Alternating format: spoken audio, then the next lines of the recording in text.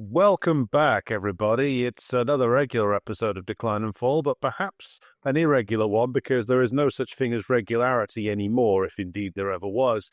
We stand on the ever-shifting sands of time, and there is very little left that is truly permanent. However, some things do endure, whether we wish that they would or not. One thing is, of course, the guarantee that whenever an EU politician talks about securing democracy, what he usually means is that they're paying large amounts of euros and or dollars to subvert it. Whenever a British politician talks about security, what it generally means is security of his own bank account. And whenever you find the foul stench of all of the above, the whiff of hypocrisy, the whiff of genocide, there is always somewhere within the vortex of despair a certain permanent presence, a political undeath, a foul necromancer of the worst kind. I refer, of course, to Anthony Charles Lynton Blair, a presence within Britain that can only be described as positively necrotic. A man who seems to be beyond time and space, a form of evil that even the ancient holy books would struggle to define. And yes, he does feature in today's show. But Kit Klauenberg, over there in the once and future socialist Yugoslavia, how does the day find you? Very well, and I'm just in the land of countries that don't want to join the EU but are on rapidly or en route allegedly to becoming members. It's all very funny watching all of the watching the bloc kind of spontaneously and internally combust on a daily basis. And I mean, God bless Brussels for giving us a continual stream of decline and fall to cover on the show, because I mean it's reaching comical levels, as unfunny as a lot of it is, and likewise I think Britain and Starmer's Britain is just this offers a welter of riches for us to get our teeth into. So I think yes, on that yes, on the subject of tragedy and farce, what happened in Moldova a few days ago, Alex? Democracy was saved, didn't you? Yeah. I saw both Keir Starmer and Emmanuel Macron getting very excited about this. Or that might have been down to a new delivery of Ukrainian male models. I'm not sure. But the democracy of Moldova, headed by the heroic figure of Sandu, has been preserved against the apparently massive attempt by Russian subversion to return Moldova to a reborn Soviet Union, hashtag if only. But Kit, what is the reality of the great Moldovan democracy, which the Western leaders from Starmer to Merz are all very excited about? Yeah, I mean it's hilarious that I mean I choked on my cereal proverbially when I saw Starmer with his minus 66 approval rating, which is like the worst in history of any British prime minister, and he obviously replaced the most unpopular prime minister in British history, Rishi Sunak, with some fanfare. But yes, and cheering the fact that of this victory of democracy over the Mongol hordes in nearby Russia. I think that, I mean, effectively, we just saw a soft coup happen in Moldova, and there was all manner of skullduggery to skew the result. We can get into that in greater detail. Maya Sandu is I mean, she seems like someone who was like genuinely created in some kind of CIA lab somewhere. She studied at Harvard. She used to work for the World Bank, and she was then the head of Moldova's central bank. And she was effectively installed in power a number of years ago via a very hard coup, where USAID and NED and Soros did what they do, and got rid of a populist kind of nationalist leader, and ever since she's just driven the country into the ground, and it passed all these neoliberal reforms, which have made the living standards of average Moldovans worse and worse and worse. She's flip-flopped on Russian energy imports after a year of suffering due to cutting themselves off from Russian energy. She reinstituted them, then she dropped them again, then she reinstalled sanctions. It's quite remarkable, like, how what a vapid vessel she is, and indeed her coterie of US and EU advisors are. But I think that the funniest, the thing that brings me most joy out of this kind of miserable situation is the EU and the US and deeply corrupt Moldovan authorities pulled every dirty trick in the book they possibly could in order to skew the result. And she won 50.2%. They did everything they possibly could to try and rig this election and ensure this landslide victory. And she just scraped it. Heroic. I mean, I'm sure that Timothy Gartnash and Gary Kasparov and the usual crowd will be celebrating in Brussels about this latest triumph. But the value of this has to be contested, because the value of Moldova to British, French, German, and American imperialism is solely because they think that they can use it somehow against Russia. That's literally the only value this place has for them. And the main flashpoint for that is, of course, Transnistria, or the Pridnestrovian Moldovan Republic, I think is the correct title. But just before we get to like the plans they might have, it's worth just emphasizing like the dirty tricks that were pulled here, because there was a number of them. There was the banning of what were described as pro-Russian political parties. Now, as always, with anybody or anything that is described as pro-Russian, what that actually means is it's nothing to do with, servitude to the Kremlin or alliance with Putin or something like that. It just means that they are a political party which isn't wildly enthusiastic about selling the country to London and Paris and Berlin and Washington. That's literally all it means. So political parties were banned in the immediate period before the vote. But the biggest thing, the reason why Sandu and her coalition won, is because the votes of Moldovans in Transnistria and Moldovans in Russia were almost completely excluded. Under I believe it's a 2005 agreement between Moldova and Transnistria, Transnistrians can come and vote in Moldovan elections because the Moldovan government still claims it's all one country. So there's still that, they still have that capacity. But strangely enough, the bridges across from Transnistria to Moldova were all blocked, and people were able to move over them on polling day.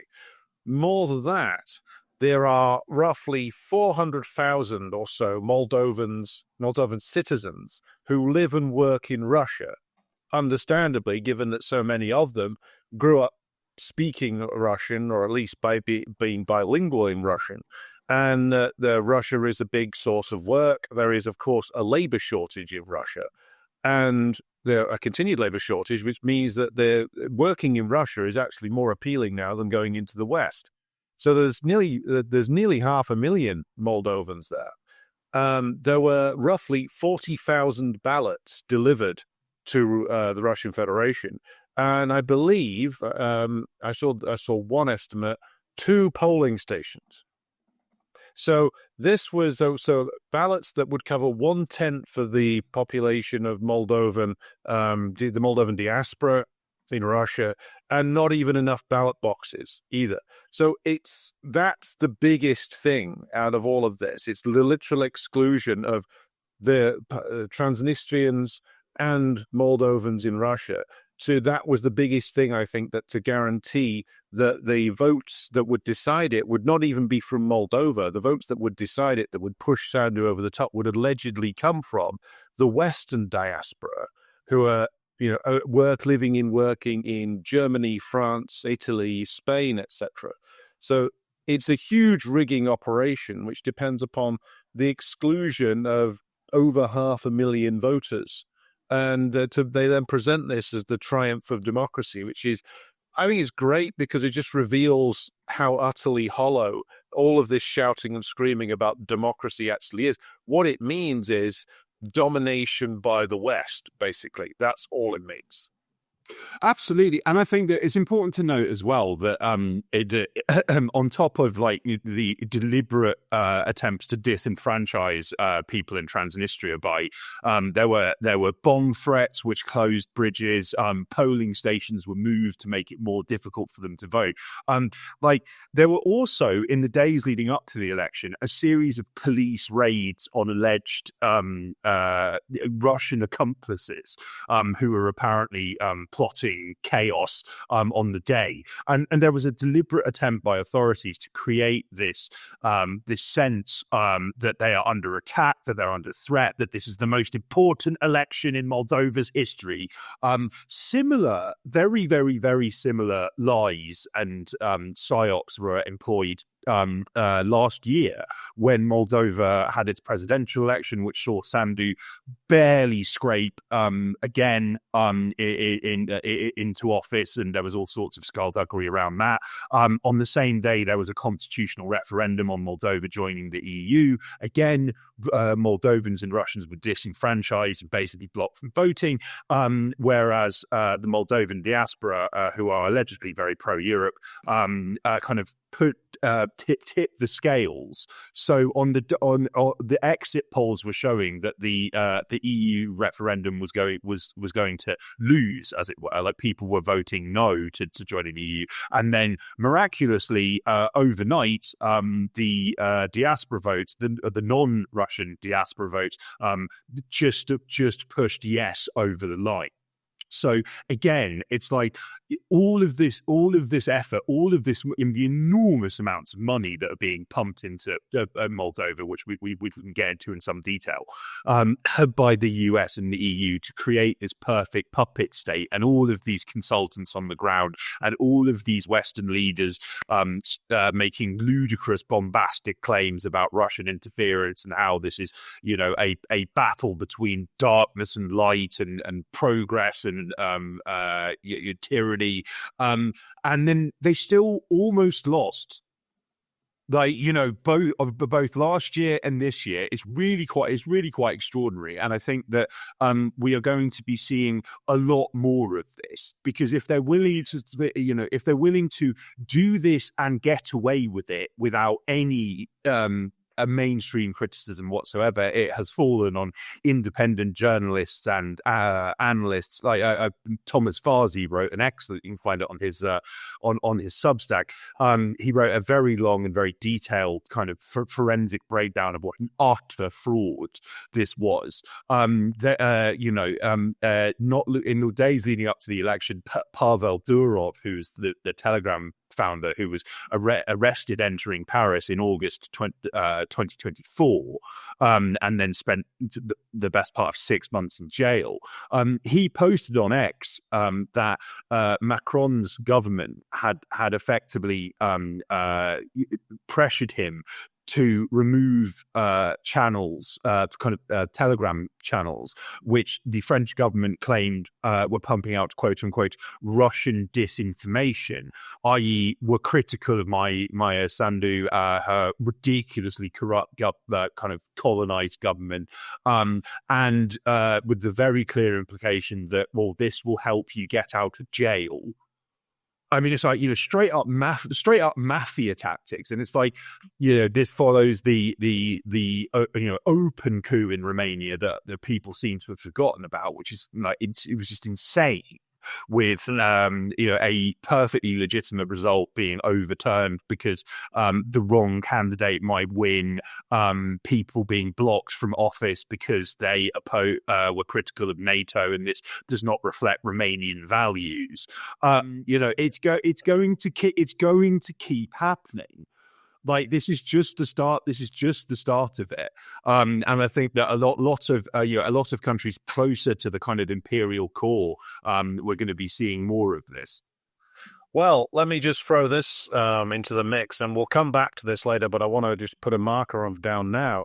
Do not rule out the return of a certain Anthony Charles Lynton Blair to power in Britain, not through an election, but through the elevation, his elevation to the House of Lords.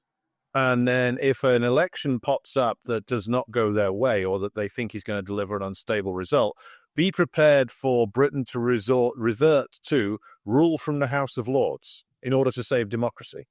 Put a marker down, put a bet on it now if you're a betting man or woman. This is something that may well happen. We will return to that later on, but I wanted just to throw back now to the question of Moldova. What you're seeing on the screen now, this is actually from the United States Department of State. This is from 4 years ago, and this was a breakdown of the stuff that the money that they've spent in Moldova. This is what they're admitting to. This is the U.S. government. So they're saying in this one, this is several years ago now. This is before the Russian special military operation. So you can bet your bottom euro or pound that this has very much dramatically increased. But just since the Soviet Union collapsed, we can see here that since 1992, they've spent over 1.7 billion in Moldova, and including 63.2 million state and U.S. aid assistance for the financial year of 2020. And if you look down at the bar graph there, you can see that the great bulk of it has gone on democracy, human rights, and governance programs. And I think, well, we'll go into what that means. But also, they put down this big green graph here is economic growth, and the blue block is peace and security. The smallest amount there is education and social services. Now, we have covered before what all of this actually means, if you go beyond the language. So what democracy, human rights, and governance means is the same thing as it did when we were discussing Nepal the other day. It means that the U.S. government, and these are just U.S. figures, so you can bet that the French and the Germans and the British have their own. But what it means is they tell the Moldovans how to organize their government. They tell them not only how to organize it, but what policies to implement and when. And also there will be representatives from the imperialist countries assigned to the ministries in the Moldovan government to make sure that the civil service does what it's told and that the ministers don't step out of line. And if they do, well, then you call them anti-democratic, anti-European, denying the country's European future. You summon your Color Revolution network into the streets. Economic growth, what that will refer to is to making sure that the entire economy of Moldova, such as it is privatized. Because that's what Sandu has been doing. Peace and security, that basically means the restructuring of what passes for a military in Moldova along NATO lines to make sure that if the time comes, or when the time comes, it can be inserted seamlessly into NATO. Education and social services, what that will refer to is essentially restructuring both school-level education and higher education to make sure it reflects basically a curriculum which supports especially the Western version of history, so anti-communist, anti-Russian, pro-Western, and so it goes towards the indoctrination, particularly of the next generation. And bear in mind, all of these figures are from 5 years ago, so now this will have ballooned to an ever greater degree. And the real beneficiaries of it will be a tiny Moldovan ruling class and political elite who pocket large amounts of this, and if things do go to shit, they'll be skedaddling out of there on the first plane, probably to Brussels or to Florida. But Kit, do you have anything to throw into the mix on the figures here? Yeah, well, yeah, sure. I mean, I think that like it's important to bear in mind, as you said, that like this represents probably like a tiny fraction of what's being pumped into Moldova now. The records have been deleted due to the destruction of US aid, but US aid for many years ran a countering Kremlin malign influence program. Moldova was the ultimate beneficiary of this, and received, vast sums for like doing what the West told them, and trying to decouple, quote unquote, from Russia in every conceivable way, because reasons. Now, there is a fact sheet which specifically refers to how Moldova has significantly shifted its trade away from Russia and towards the EU, with the assistance of US aid. That means that 70% of its exports are to the EU and only 16% to Russia, which is to say that the country has been broken open for total rape and pillage by the US and the EU, and the benefit of Western oligarchs, and this is done under this was conducted under a program laughably titled "Financial Sector Transparency." They also, the same fact sheet notes, a USAID funded pop-up newsroom offers media professionals and civil society activists digital behavioral analytics and social media technologies to analyze and identify, quote unquote, disinformation, i.e. anything that's remotely critical of their puppet government. Now, I might add that we're going back to May 2023, so that's quite more than 2.5 years ago now. To the Grey Zone, we got sent video recordings of these pranksters who were posing as American investors who were seeking to invest tens of millions in Moldova, and they managed to catch all of these Moldovan political and business figures like on tape testifying to the completely insane levels of corruption in Moldova. Now, I might add that Sandu was elected on an anti-corruption ticket and is praised by Western officials for her anti-corruption drive, which obviously doesn't exist. In one recording, this local politician called Stanislav Pavlovsky, who's also a former European Court of Human Rights judge, and is a self-styled human rights defender. He openly told these pranksters, who he believed to be American investors, contracts are worthless here, lawyers are worthless here, as the level of corruption is very high. He went on to state Moldova is governed by the US ambassador. He is governing Moldova at this stage. You have hundreds of consultants for the EU working for each and every ministry. So it is under very, very strict control on the part of the EU, which is to say the US and the EU know how horrifically corrupt Moldova is, but say nothing about it, probably because they themselves, or at least some of them, might be lining their own pockets in Chisinau.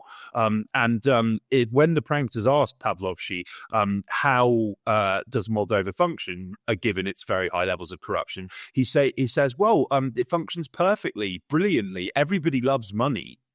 And it's I shan't go over the full contents of this piece. I just would suggest that people just read it. And we embedded the recordings in the piece.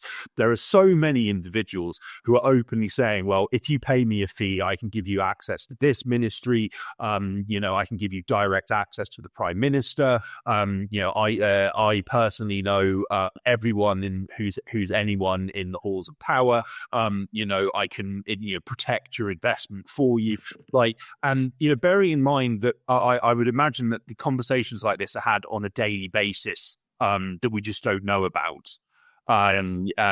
This is them getting caught, and I don't think them getting caught was any deterrent to this behavior continuing, because the EU-US stop line is, Sandy's anti-corruption. So, okay, well, we're not going to look at actual, industrial scale corruption going on, because we need it to be true that that Sandu's anti-corruption, that she's cleaning up her country of malign Russian influence, etc. I just think it's just it's quite remarkable as well that I think that the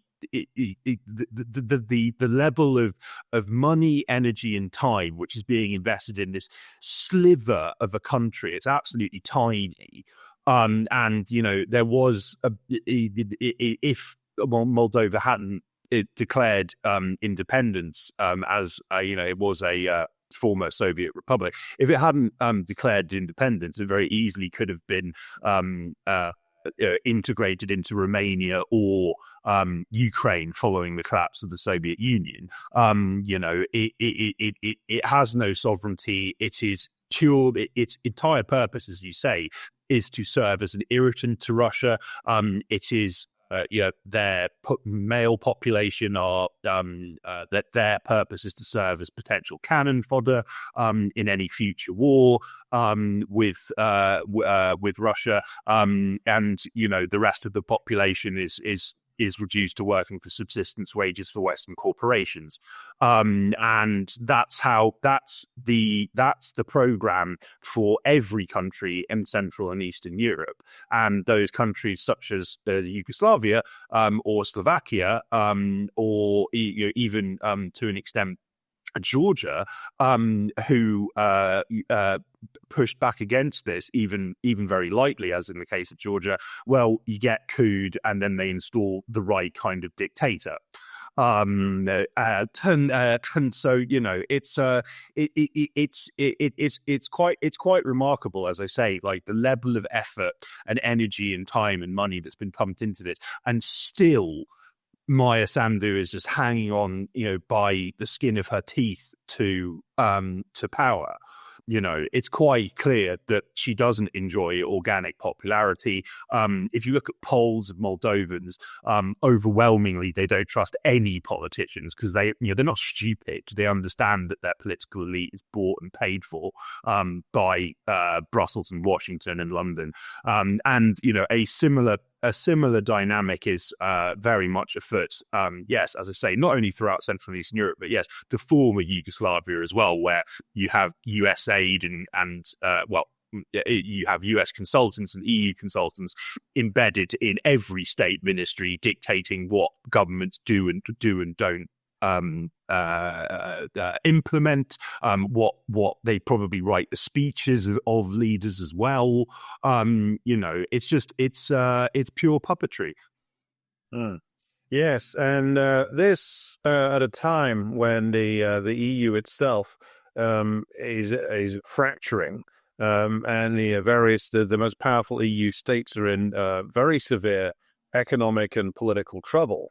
And yet they are still trying to expand their influence. But then again, something becomes gets to its largest point just before it implodes. So as was the case with the British Empire, reached its largest point in terms of land occupied in 1921. Within 30 years, that was severely truncated, and within 50 years, it was all gone. So the never be fooled by the aggressive expansion attempts. Just look inside in the core, and we can see the decay. Then I think that's a good way to pivot to the next story on this week's roster, which is that the EU itself, or more specifically, the economic giants within the EU, as was, are in an increasing amount of trouble. So here we can see Twitter account dedicated to covering like layoffs. Now you'll see here that in the last 12 months in Germany, there have been a huge number of layoffs, including 125,000 industrial jobs cut in 6 weeks, with recent large-scale layoffs in the last 12 months from Volkswagen, Mercedes-Benz, Audi, Ford, Daimler, ZF Group, Bosch, etc. The steel industry, ThyssenKrupp, apparently has laid off 11,000 workers, 40% of its workforce. There's been mass layoffs at Deutsche Bahn and its cargo subsidiary, Deutsche Post. There's been even layoffs in the financial services industry. So this is a mass layoff scheme which is significantly pushes Germany in the direction of further deindustrialization at the very time when, of course, Friedrich Merz is raving away about German remilitarization. So essentially, if Merz's plan comes to fruition, the only things that are going to be left in Germany are financial services, which is the trajectory of all imperialist countries anyway. They default towards parasitism and deindustrialization. But if his plan works, I don't think it will, alongside that, the only manufacturing jobs that will be left will be those involved in the military industry. But then again, I really don't think that will come off anyway. So, Kit, Germany in severe trouble. And just to clarify, if anybody is perhaps an American listener or somebody from elsewhere in the world and you're not familiar with the EU, if the German economy sinks, then there is no EU. That's it. It's all over. It used to be that the French economy was at least comparable. It's really not anymore. Italy, significant, but not significant enough. Spain, Portugal, Greece, Eastern Europe, forget it. Not significant enough to power the EU project. Without Germany, there basically is no EU. So, Kit, how long before East Germany reemerges? Well, I mean, it's something I dream of every day. But in all seriousness, like the poster who listed these really shocking figures, she signs off by saying there are major implications from all of this. It's not just German layoffs and nobody's talking about it. And yeah, it's I think this is something we've discussed on past editions of Decline and Fall. Is there's a really, really interesting phenomenon where I can't think of any comparable examples like within my lifetime where the entire European media and the Western media is constantly talking about the issues that Europe is facing economically, and I mean, both in the short and indeed particularly in the long term, and yet the source of this is never ever spoken about, because to actually seriously admit the reason this is happening, which is the self-imposed sanctions on Russian energy, it's verboten. Because the EU politicians would have to A, admit they made a mistake, and B, it would raise the terrible prospect of well, actually, maybe we've dug ourselves too deep a ditch in supporting Ukraine and giving it all this money and giving it literally all of our weapons, to the point that Europe doesn't have militaries anymore, really, and is dependent on buying US equipment that doesn't really work at exorbitant prices to keep the war going on. There are so many media reports on Germany's financial woes and its deindustrialization and its rapid deindustrialization that kind of hint in the most euphemistic, opaque, and perhaps even Orwellian manner that it's the sanctions without saying it directly. So they'll employ news outlets will employ language like, well, Germany suffered an energy shock in February 2022. Without explaining the source of this energy shock. There was a Harvard Business Review article which was a masterpiece of rhetorical sleight of hand, where they stated, well, at the start of the proxy war in Ukraine, they obviously don't refer to it as a proxy war, but they say at the very start of the conflict, Germany's allies sanctioned Russia. And that's why Germany is having issues with its industry, and that's why its business is no longer competitive, and that's why there are layoffs, and that's why firms are relocating elsewhere. Without acknowledging the fact that Germany was at the forefront, aggressively pushing for all European countries to impose sanctions on Russia. They have continued to pressure countries that haven't, such as Serbia or Georgia, to do so, even though it would be, extremely damaging to their already not particularly strong economies. They've been at the forefront of pushing for this, and it's been completely suicidal. There were people at the time who obviously didn't get any mainstream coverage who were saying, well, this is going to sink not only Germany, but Europe. As a result, as you say, Germany has been the kind of engine room, the workshop of Europe, and its kind of economic core since its foundation. Now, I predicted this at the time, and I've been kind of vindicated. Is the one of the reasons that support for the EU has been high in countries such as Poland, for instance, is because Poland receives an enormous amount of EU subsidy, and it's used to, to build schools, infrastructure projects. A lot of Central and Eastern Europe, you walk around and you see all these buildings that have got made by with European Union funding, or made in part, built in partnership with the European Union everywhere.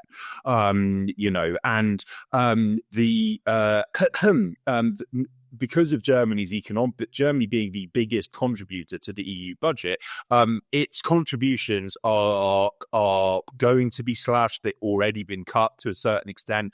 Now, when you remove subsidies from the equation, and as you say, the moving to the West is no longer the kind of golden ticket it was, say, 20 years ago for residents of these countries, what really are countries getting out of being part of the EU? And the answer is not very much. And in many cases, it's stuff they don't like. Particularly kind of, rainbow flag social liberalism. And so that's going to trigger, and already has, anti-EU sentiment in the central and eastern portions of the bloc, and in turn, within Germany itself, the AfD is leading the charge on this. Well, I've seen Die Linke make similar comments as well, which is, we give too much money to these countries that, in say, the case of Hungary, or now Slovakia as well, they are hampering the EU project. So it's like you have on the one. So in Germany, there's this growing sense of, well, we're giving all this money to ungrateful people.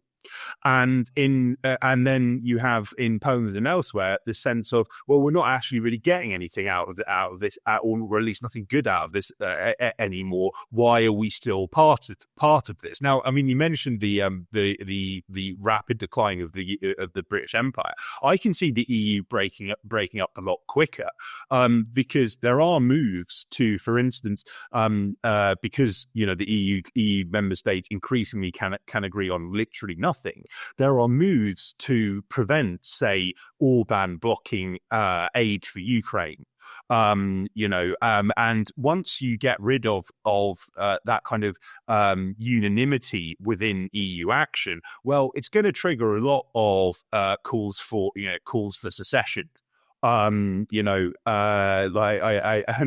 going to empower anti-EU figures to say, well, we're being trampled on and being forced to accept things that we don't want because we refuse to go along. We refuse to do what we're told, basically. So I think they're actually, to an extent, speed running the collapse of the EU.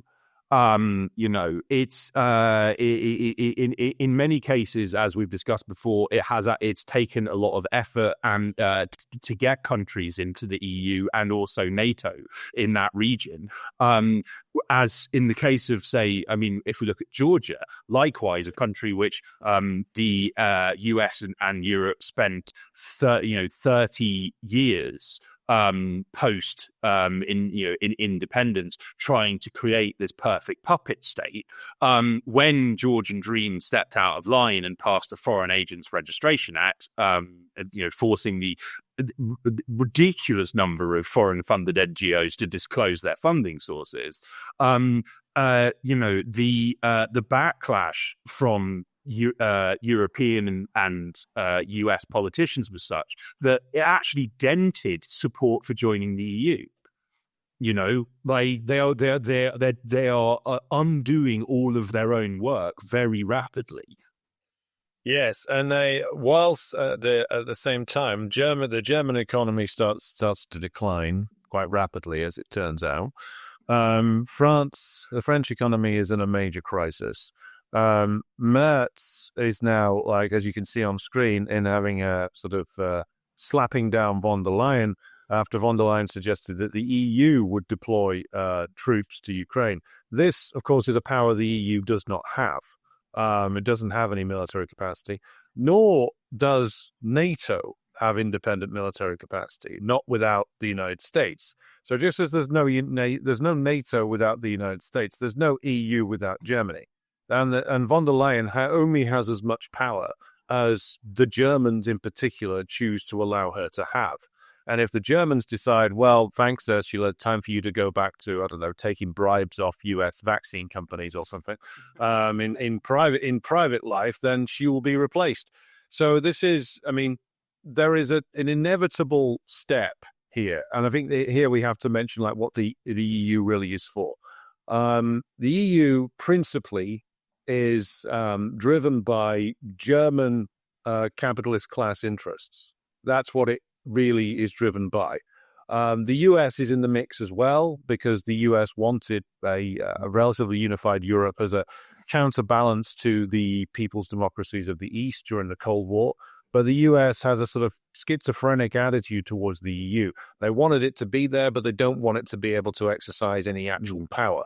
The German ruling class has benefited enormously from the single currency and from the ability to essentially flood Eastern Europe with its manufactured goods and Southern Europe with its manufactured goods via Euro membership, thus getting rid of all barriers to trade. But now it's all going wrong. As Kit says, they are starting to question how much they're getting out of it.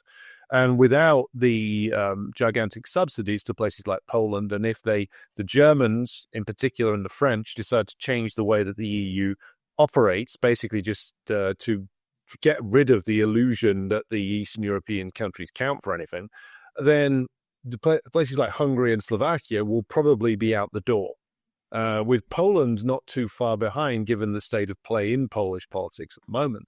So this is essentially something which is probably going to disappear quite quickly.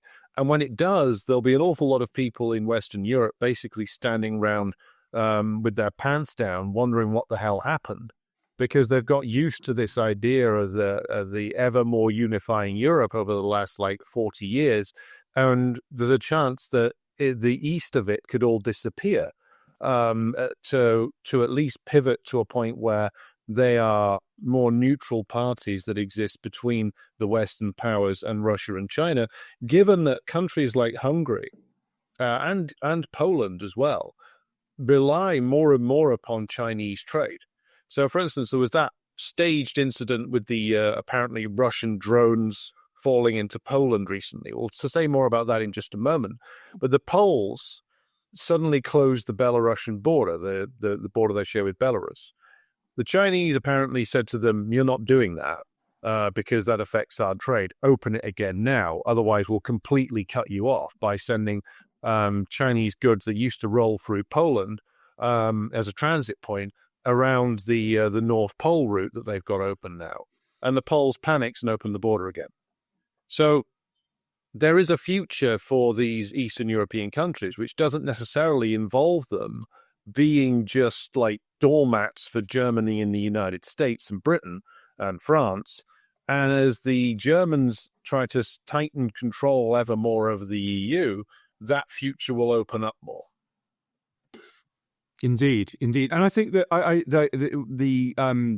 the article you have on screen now is it's amusing because it discusses the major friction between Merz and von der Leyen, and it's the content's like pretty damning. It talks about how Merz is keen to arrest von der Leyen's expanding power, and in August, as we mocked on Decline and Fall, von der Leyen made this rather bombastic speech in which she stated Europe was drawing up precise plans to deploy troops to Ukraine. We, made the obvious point that this was just complete and utter fantasy. Russia would never allow it. Jed, the European generals themselves would understand that this was completely suicidal. So it was just this empty pledge among a great many to formally deploy to Ukraine, which is going to go nowhere. But I mean, Merz seems to have bitten back at her even more harshly. He is reported to have swiftly corrected her, saying no such plan existed, at least not in Germany, and it's not even your job. The European Union is not responsible for this. So it's like, you mentioned that the US kind of views Europe has this kind of almost schizophrenic relationship with the EU, where it's very, very keen. The US is very keen to remain the dominant power in Europe, and also doesn't want the emergence of an independent Europe, whether that's economically, politically, militarily. But at the same time, they've almost created a monster. Like they've created a client block to which in many ways they're actually quite beholden. They have become a liability, but the US does need Europe as a market for its goods, particularly its weapons now. It's quite the imbroglio that the US and the EU's bought and paid for political elite have created for themselves. And I might add that it's particularly interesting that Merz slapped verbally von der Leyen quite so comprehensively over the deployment of troops to Ukraine, because he himself is ramping up his anti-Russian rhetoric.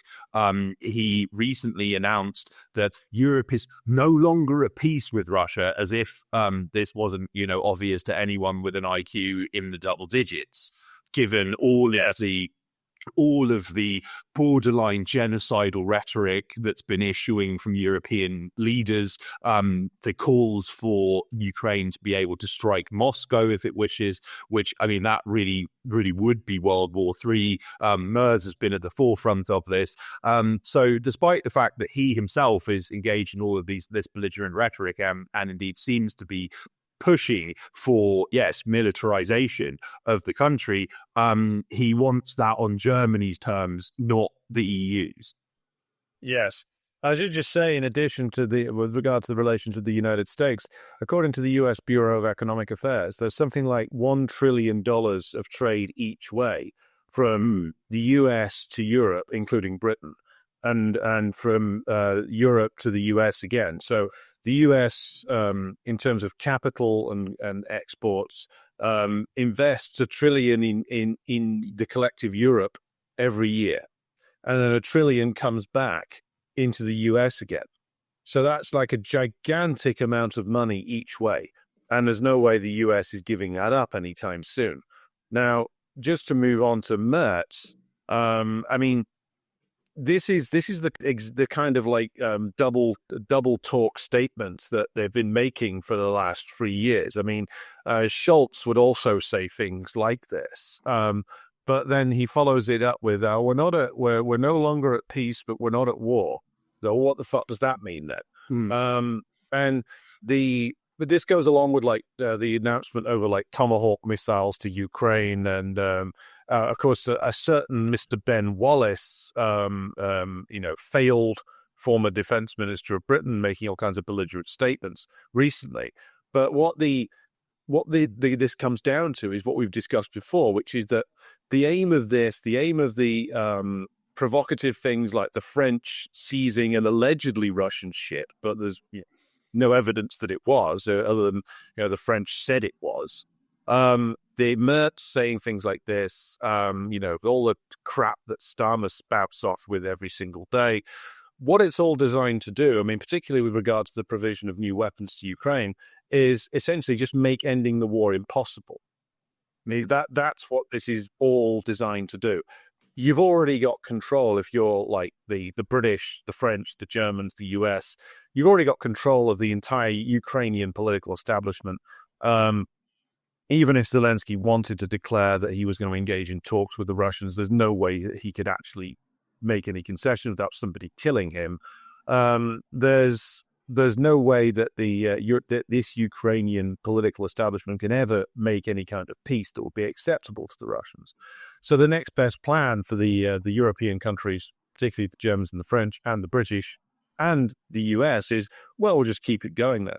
We'll dangle rewards in front of this deeply corrupt Ukrainian regime to keep it, making sure that it shoves more Ukrainian men and increasingly women into the front line, and we'll just keep the war going in the hope that it'll cost the Russians too much.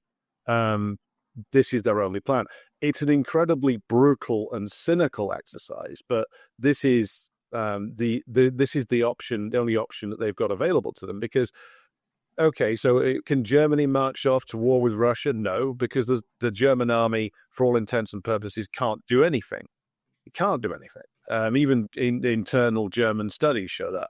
French military, slightly more capable. British military can't do anything. So all of this nonsense that they come out with is only designed to just keep the war in Ukraine rumbling on in almost perpetuity until literally there's like nobody left in Ukraine who can fight it.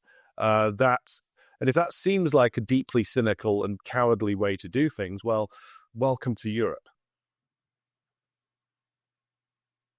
Indeed, and I think that Wallace's interventions on this have been quite interesting to me, because I mean, much like our dear friend Tony Blair, who we're going to have a thorough debrief on, like, he seems to be one of those characters who just like, you can't like a turd that won't flush. He just keeps on popping up, all the time, without any real consideration of the fact that he basically got shit canned because he was useless. But at the same time, as was revealed both by a New York Times investigation and a supplementary Times of London investigation, he was a key driving force of the Ukraine proxy war. And I'm sure that he's still playing that role informally and maybe making a mint for himself out of it. But it's like, he was the guy who was in a position to have Ukrainian military higher-ups fired if they didn't go in hard enough. On his order, he had people removed. One of the axes of the 2023 counteroffensive was called Wallace, after Ben Wallace. And despite the fact that, from a military perspective, his record is absolutely shocking. He oversaw all of the absolute worst military cataclysms, of which is saying something in the proxy war, which killed untold numbers of Ukrainians in completely balmy, insane plans to like recapture Crimea by sending barely equipped, barely trained Ukrainian Marines via boat with no air cover to Russian occupied territory in Krinky. And it's like that. Then he still crops up in the media all the time as this expert voice on what the Ukrainians / its proxy sponsors should be doing. Yes, and we have footage here of Wallace from quite recently. This is from yesterday, speaking at some kind of event in Warsaw, calling for some rather extreme things. So let's just hear what the great sage of the Ministry of Defense has to say for himself. First of all, I think what we have to remember is what face Putin. Putin is in love with the dominating Ukraine, taking Ukraine. Crimea is Russia, and Russia is Crimea, he announced in 2014. If you read his speeches of 2014, he compares Crimea to the Holy Mount. So we have to help Ukraine have the long-range capabilities to make Crimea unviable. We need to choke the life out of Crimea. And I think if we do that, I think Putin will realize he's got something to lose. If it is not inhabitable or not possible for it to function, and that bridge, we need tourists in from Germany, we need to smash the cursed bridge, because that's an ego, that's a statue to Putin's ego. And I think if we do that, Putin will suddenly realize he's got something to lose. First of all, right. So I hope you all enjoyed that. That's the tremendously deluded and insane words of a certain Ben Wallace. Now, this is an insane idea, but it's also an impossible idea. I mean, they've been trying this for 3 years. They've been trying to blow up the Kerch Bridge over and over and over again. The closest they got was that unfortunate, I believe he was an Armenian truck driver who somebody, probably involving MI6, stuck a bomb in his truck, and then he drove across the Kerch Bridge and somebody by remote blew it up. They haven't got close since then. The Russians have learnt to counter all of these missiles which the West has provided. So the Scalp missile, the Storm Shadow missile, and Wallace there is talking about the Taurus missile. Taurus missile is a German variant of the French Scalp and the British Storm Shadow. So the Russians have already studied these and learned to counter them. They've already learned. I mean, the Ukrainians have been trying sea warfare again under the influence of the British, launching mass sea drones at the Kerch Bridge. Again, this has all failed. And I don't know if Wallace knows this, but it was for several years after an uprising in Crimea returned Crimea to Russia, because that's what happened. Around about half, or just over half, the Ukrainian troops that were stationed in Crimea just defected to the Russian Federation. That's why it went without a shot being fired. But that bridge wasn't built for quite a number of years, and the Russians successfully supplied Crimea. So, and the Ukrainians don't have the firepower to make Crimea unviable, nor are they likely to get it anytime soon. So either Wallace is a complete idiot, which, he's a British minister or was a British minister, so it's entirely possible that he doesn't have a functioning brain, because you don't need one. In fact, it's better if you don't have one. Or he's a complete cynic who knows very well that blowing up the Kerch Bridge wouldn't actually make that much of a difference. The Russians still control the sea around it. The Russians still have rail links into Crimea. There's still a land bridge into Crimea that the Russians have, thanks to the taking of territory around it. So this is nonsense. But what it will do is, of course, make sure that there can be absolutely no negotiation, which I think I'm going to credit Wallace with some intelligence. I think he knows that very well, which is why he's calling for it, really. But your response, Kit, to the sage of Whitehall. Well, yeah, I mean, it's just there is this uniquely British obsession with trying to seize Crimea, or trying to somehow cut it off from Russia.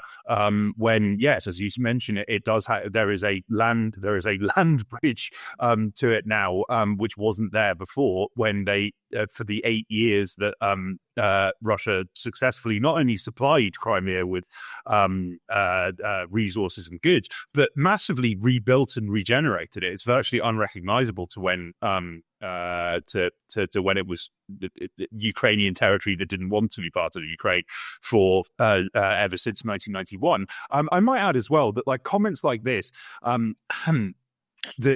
even the US officials under Biden were saying any attempt to take Crimea would be a major red line for the Russians and trigger a massive Russian counterattack. They haven't the Russians haven't started trying to flatten civilian centers yet, and have seemingly done their absolute utmost to avoid civilian casualties. Whenever there's a mass missile attack on Ukraine, the casualties, if there are any, are in the single digits, compared to the indiscriminate shelling of Donbass and laying of petal mines which blow off the feet of children by Ukraine. Now, there's another point to make here as well, which is that I think that this is something we mentioned before, but it does bear repeating, is when Western officials come out with completely just off the wall belligerent statements like this, how do you think that it plays with average Russians? Particularly like when there is I saw recently there was I believe it was a German Marshall Fund published this bizarre article on how we can use TikTok and other social media platforms, which of course are banned themselves from being used in Russia, although still do get used via VPNs, in order to try and build a anti-Putin movement within Russia, and engage in pro-Western outreach with average Russian citizens. When Ben Wallace is like openly calling for making the lives of Crimea's sizable civilian population miserable by completely cutting them off from basic supplies, which is not going to happen. But even the intent, it feeds this sense that a lot of Russians have that, we're at war with the West. They're trying to kill us. They want to destroy us. And I noted with some delight, there is a military hospital in Volgograd, the potential past and potential future Stalingrad. There is a monument has been built which shows a Russian soldier standing on the shattered remnants of NATO's logo. Which recalls the grand statue of a Red Army soldier standing on a shattered swastika in Berlin's Treptower Park. So it's like, this is only going to unify the population more. It's only going to, reinforce to Russian officials that, we can't negotiate with these people, and we need to achieve our objectives militarily, and we're not going to back down from that. So it's completely counterproductive. Maybe that's the point. Or maybe Wallace is just completely delusional and thinks this is remotely feasible. Either possible, to be honest. I mean, but then again, if he's been the top of the Ministry of Defence, like, he must have been told at some point by the British generals and admirals who at least have to have one foot slightly in reality. Because when they testify to like the Defence Select Committee in Parliament in London, what happens is they generally have to tell something of the truth, and they have to say that the British would run out of ammunition after about 3 days, that the British Air Force would get destroyed in less than a week by the Russians, that they don't have the men to go into Ukraine, and their forces are very, very small. So Wallace must know that. And even when you had old belligerent Boris in office, spouting off threats every other day, Boris Johnson never had any intention of marching British forces into the way of the Russian bullets. Boris Johnson had never had the slightest intention of doing that. And neither does Keir Starmer, and neither would his successor, whoever that might be. Just one thing before we move on, which is that the Macron, who seems to adopt a different policy every day, has now, the French chief of staff is now talking about the need to be prepared to face hostilities with the Russians as early as tonight, and this was posted last night.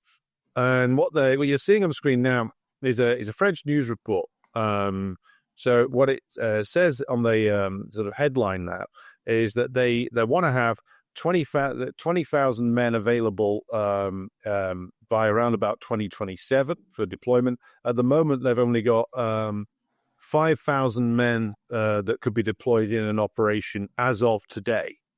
So that's a remarkable confession by the French general staff that they only have around about 5,000 men that they could immediately deploy. So this isn't Europe, in the collective Europe, is not something that can march off to war. And if the French can only deploy 5,000 immediately, then that's the British must be able to deploy something even less than that. Which, given that the Russians now have an army in and around Ukraine of roughly 1 million, and with more being recruited every day. So how are you going to fight them, Ben? Where are you going to go? What great triumph are you convinced that you can achieve here? Are you aiming perhaps to recreate the charge of the Light Brigade with yourself strapped to the gun of a British tank? Well, British tanks, which, by the way, they only have 30 of. 30. So this is insane. This is like late stage imperial like dementia, if indeed it was serious, or late stage imperial like grotesque cynicism, which is the more likely outcome. But I think that takes us to the point where we can now pivot to our next story in this week's roster, which is the bizarre activities of the core part of NATO, the aforementioned core part of NATO, the United States of America, which a certain Donald Trump and a certain Peter Hegseth summoned the military leadership of the United States this week for a bizarre lecture, which were included Trump and Hegseth essentially telling the assembled U.S. military top brass, no fatties, please, and also shave your beards off. But more seriously, aside from that, the U.S. Defense Secretary, the Secretary of War, which I applaud Trump for changing that title. It's a much more honest definition of the role. Called for the removal of all rules of engagement, essentially. Hegseth called for the U.S. to be able to, U.S. officers to order war crimes when face no repercussions from doing so. That's one thing to note. And Trump, with apparently now obsessed with this, keeps banging on and on about deploying the U.S. military internally within the United States to restore order to American cities, which is put the two of those together and you get a very disturbing picture, if you're an American, of what the federal government intends. But also, it's a remarkable statement of U.S. weakness that that they summon their entire high command, and their biggest announcement that they make publicly is that they're going to deploy the U.S. Army more inside the United States, and that they're going to remove all restrictions on rules of engagement. You put that in the same conference at the same time, what it suggests to me is that there's a certain clique within the American government which essentially wants the ability to gun down Americans in their own cities with zero consequences. Essentially, it reminded me of like the old stories about like Brazilian death squads, which featured like Brazilian military officers roaming around the favelas, murdering poor people en masse. But Kit, did you have a take on the assembling of the U.S. military top brass? There was an enormous amount of hype about what this grand conference was going to consist of, and I think there was I saw a lot of just kind of wild conjecture and speculation that, well, this is going to be a declaration of war against Iran or Venezuela, and this is something deeply disturbing and suspect. No, I mean, I always thought it was going to be a kind of lecturing, dressing down, and more generally as well, as you mentioned, I think that there's going to be a retrenchment of the U.S. military for the purposes of domestic repression. That's what they want other countries' militaries, by and large, to serve in the. The purpose they want other countries' militaries to serve in the global south. It will probably happen in Europe too, in due course. So that's something to look forward to. But more generally as well is that there is a there is a very, very real problem that the U.S. military has, and indeed this is an issue that plagues European militaries as well, is overwhelmingly the U.S. Army is stacked with people who are officer class, which is to say people who have even if they had frontline combat experience, it was a very long time ago, and that's overwhelmingly also as well what people apply to go into, because they don't actually want to fight wars. This is the same, in Germany. I think that they have a military that's 200,000 people in size. Over half of that is officers. Those are the roles that people are applying to. You absolutely don't want to be on the front line of conflict. And as the US military, I mean, its past engagements have been low-level catastrophes in which asymmetric conflicts in which they commit war crimes against innocent and often unarmed people, and yet can't fight actual battles with farmers armed with AK-47s. But there's I never that there is a report from last summer in the wake of Operation Prosperity Guardian's stuttering conclusion. Operation Prosperity Guardian being this grand US naval effort to crush Yemen, which failed miserably and did not deter the resistance and one iota, didn't end Ansarallah's Red Sea blockade.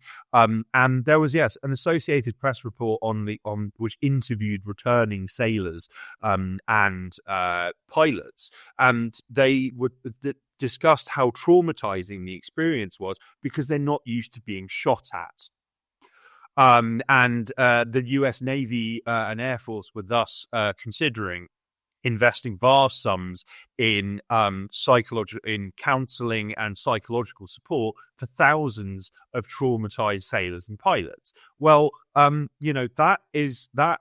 The same experience will be had by any US soldier who is deployed to the front line in Ukraine, for example. There was in the initial stages of the special military operation, there was a flurry of people, US mercs who traveled to Ukraine and openly stated that were running away because they had no air cover, they were poorly equipped, this was not the kind of war that they were used to fighting. So yes, there are serious issues which do need addressing.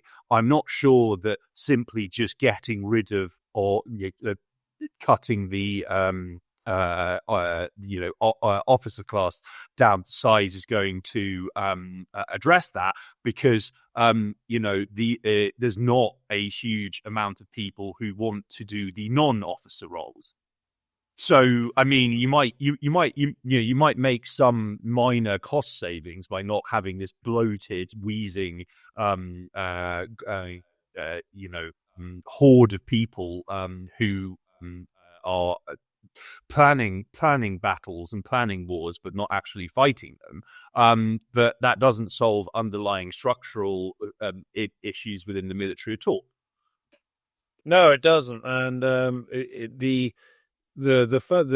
renewed focus on using the military for internal repression is something which has been evolving inside not just the United States, but a lot of the so-called advanced countries for a very long time, because in reality, policy is very much driven by like a small group of what is best described as securocrats in the United States, Britain, and elsewhere, who do know very well, or have at least have an inkling, that life is going to get very much worse for the great bulk of the population, and therefore they need to be ready for a revolt, and hence why you have ever more anti-terrorism laws, hence why you have militarization of the police, and hence why like Trump becomes obsessed with the idea of like using the military, because people keep whispering it in his ear that he'll look really strong if he like deploys the Marine Corps to Portland or something and shoots a load of blue hairs.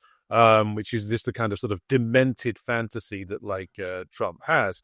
But in reality, it's about the fact that the power of the federal government and the state governments will become regarded as ever more illegitimate by an increasing number of U.S. citizens, given that the only thing it will do is tax them and brutalize them. It'll reach a point where the so-called democracy that they keep babbling on about is no longer believed in by anybody. And I think we're already at that point. Mm-hmm. And also reaches the point where the federal authority is seen as an active encumbrance, shall we say, to their lives. And that's why they'd been normalizing the mass deployment of military forces in law enforcement roles, because that's what's coming down the pipeline. Now, turning to the aforementioned Anthony Charles Lynton Blair, it's always important to give him his full name, because that just tells you like how rich he is and from what kind of like reactionary upper crust background he actually comes from. But he has returned again to haunt us with the return of the digital ID plan. Now, this was announced by the man who's even described by The Guardian as having the reverse Midas touch. That's certain Sir Keir Starmer earlier this week, and this was a plan that has been around in British politics for a very long time. It is also something that was first cooked up by Margaret Thatcher all the way back in 1989, which was going to be applied specifically to football fans. It was going to be applied specifically to football fans under the legislation passed related to football violence in 1989. That got dropped in the end. Blair brought it back in the early 2000s, so just over a decade later, and it was kicking around then for years and years under the Blair government, not really going anywhere. The Tories and Lib Dems scrapped the plan, and now it's returned again.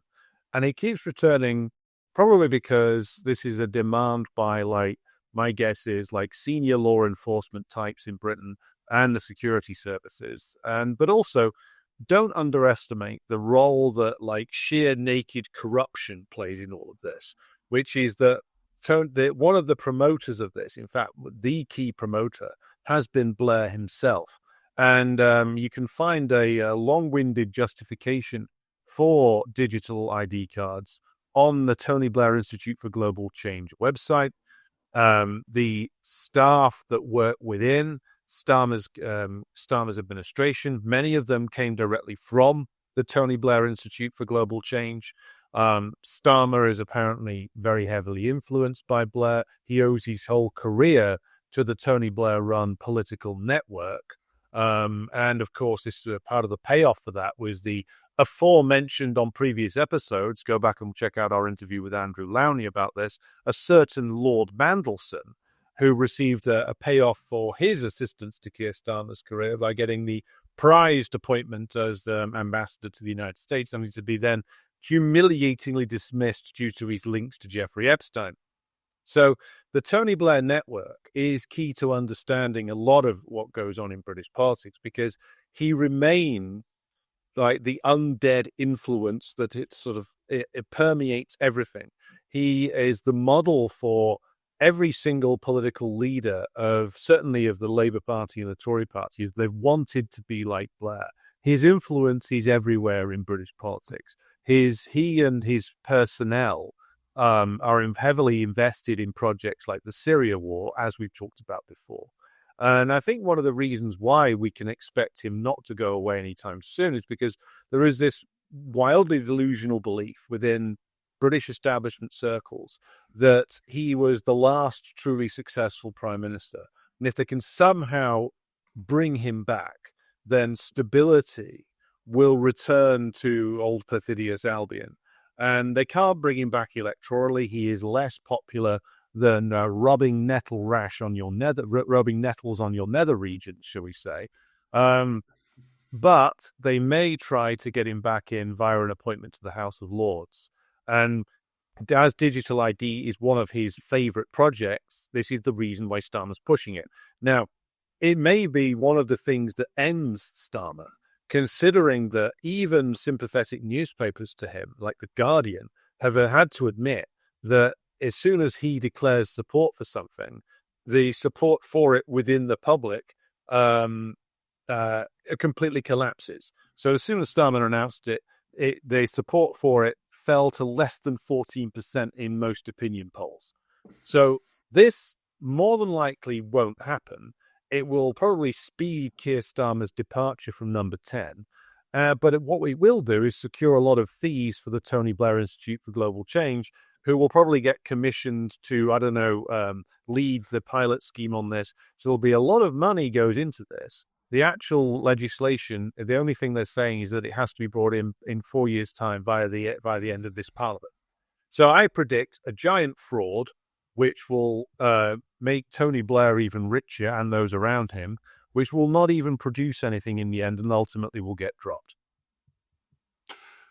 Yeah, well, no, I think that's probably absolutely what's going to happen. Although I don't think that the threat of digital ID is going anywhere. Now, I remember very well, because I was a politics student at the time, the intense debates that were had over ID cards. I remember quizzing the Labour candidate in my then constituency who knocked on my door about why ID cards were necessary. And when I pointed out, when they said, well, there's no reason that you shouldn't have some kind of means of verifying your identity. And I was like, well, there's already 1,000,001 ways that I can do that. To which they had no response. I might add that this is something that very few people know. The British government has already has an ID card you can optionally sign up to, and I think about 10 people have. It's not something that people want, but there is something that caught my eye, which is I thought it was quite an extraordinary piece given the source. But the New Statesman published a very revealing and very much worth reading investigation into the Tony Blair Institute.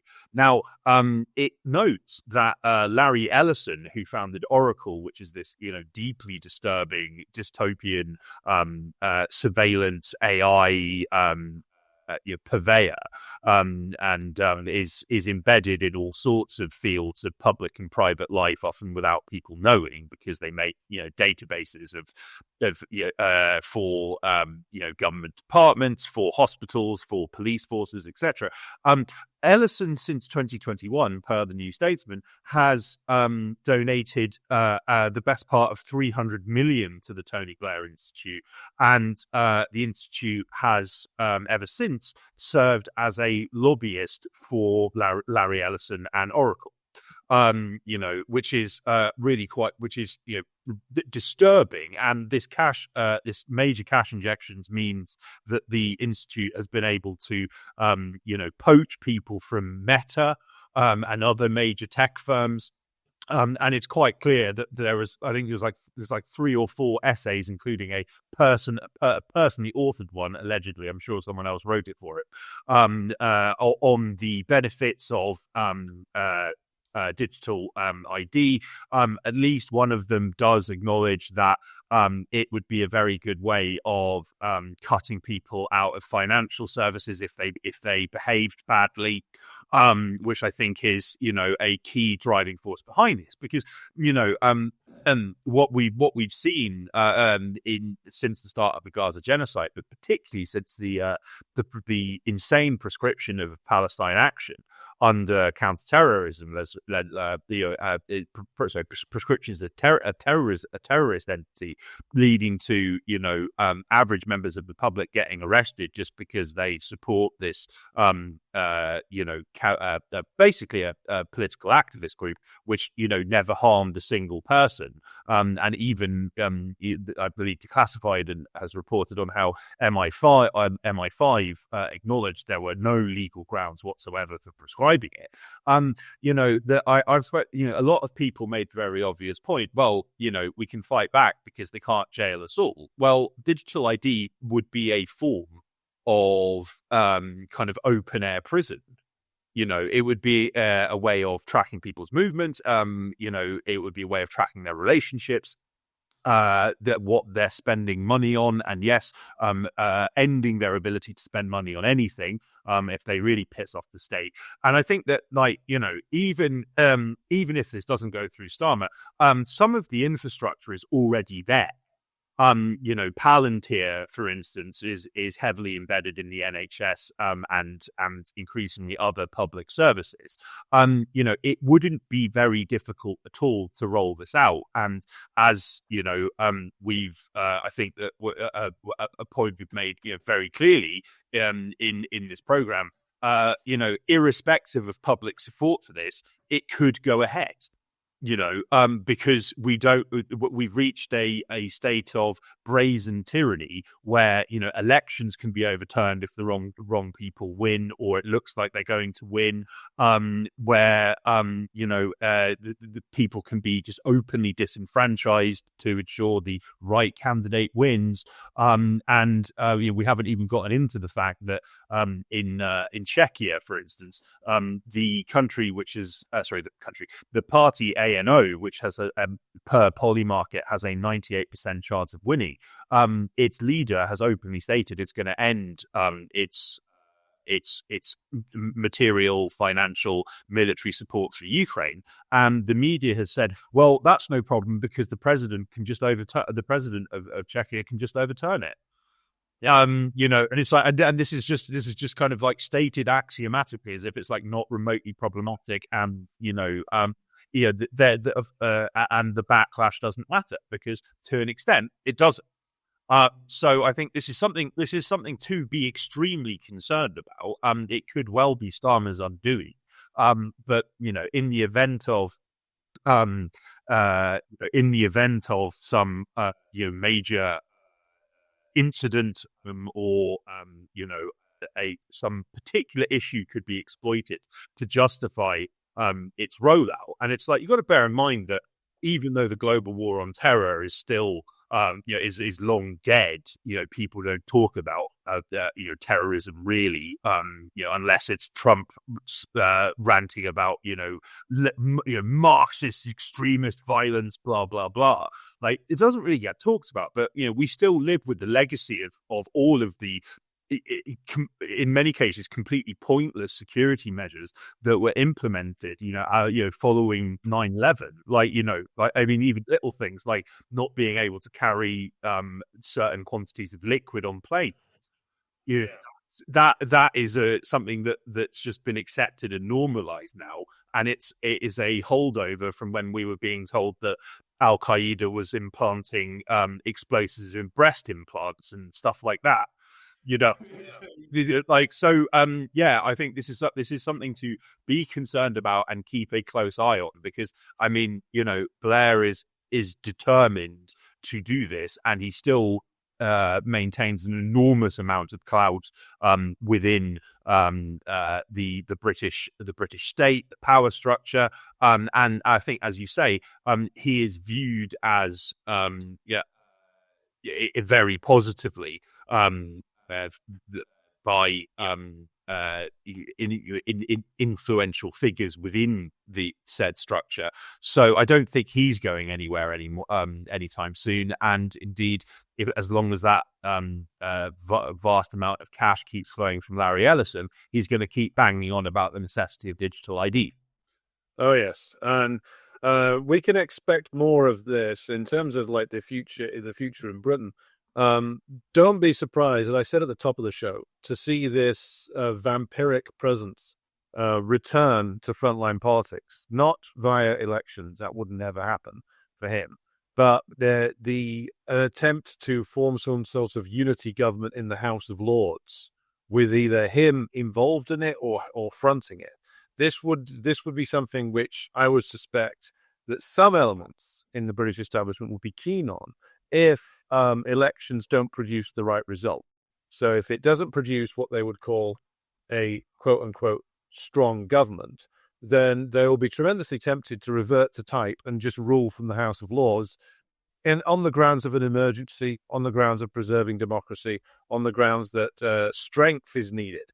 That would be something that I think various elements within the security services and the wider ruling class would be very keen on. So don't be surprised if that's something which is floated as a possibility within the usual suspect media at some point soon.